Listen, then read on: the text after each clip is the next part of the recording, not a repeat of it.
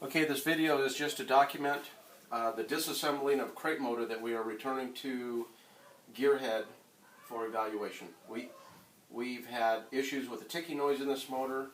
They've replaced, last week they've given me brand new rocker arms and brand new rollers, which I installed, and the following day we took it to the lake and it still made a noise. So it's definitely something for the bottom end now. You can see here that the oil pump is perfectly clean. There's nothing blocking it, no silicone. Brand new pump that was provided by them. You can see here in the bottom of the pan there's no signs of any kind of metal deposits, any kind of bearing. There's the pan and oil is virtually clean. There's no signs of any metal shavings at all. The spark plugs are completely another set, brand new spark plugs. You can see that they're all burning perfectly good. They actually only have about an hour on them, so of course there's no color on them.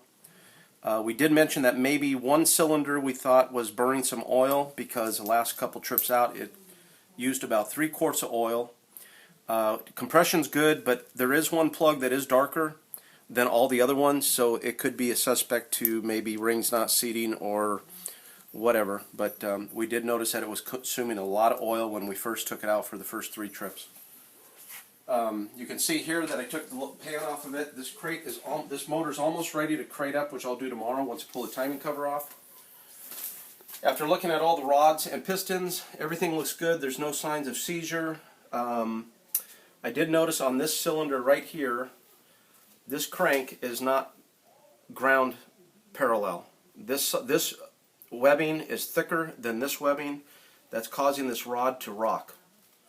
Now, normal rods with the proper clearance should just go back and forth in a horizontal motion.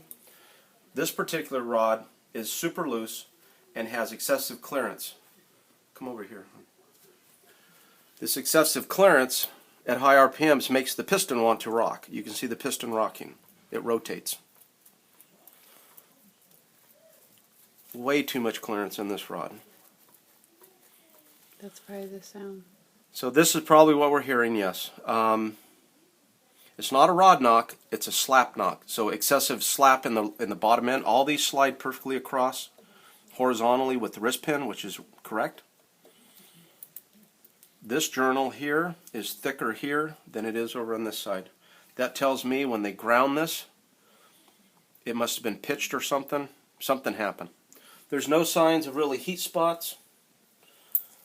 There is some wear marks here, probably from when it's rocking, it's wearing. But the side of this rod does have wear marks. You got to come around here, hon. Show this right here. So you can see that there is wear marks on this rod, and it's probably because it's rocking instead of sliding. I'm not going to take this off. I'm assuming the bearing shot, and the probably bearing went away after the 3rd or 4th trip. That's when we noticed. It was actually the 4th trip we noticed it started making noise. Probably just long enough to run quiet until the bearing wore into that wider side of the crankshaft. The back side seems to have the right clearance side to side. This front side here has excessive clearance. So at this point here, you guys can do what you need to do to it, but I don't want this block back. This crank, this block, this rod, I at this point would like you to provide me with another long block assembly and make sure that the crank and rods are assembled properly. The crank is ground straight and assembled straight, which I'm sure you will, but this is probably just one of those unfortunate things. I'm not sure, but this is definitely our noise that we're hearing. That's all I have. I'll have it crated up and call you guys Monday to pick it up. It'll be on a 4x4 pallet, banded down with the bag around it so it doesn't leak any oil. And the oil pump will go with it. And that's it. Thanks.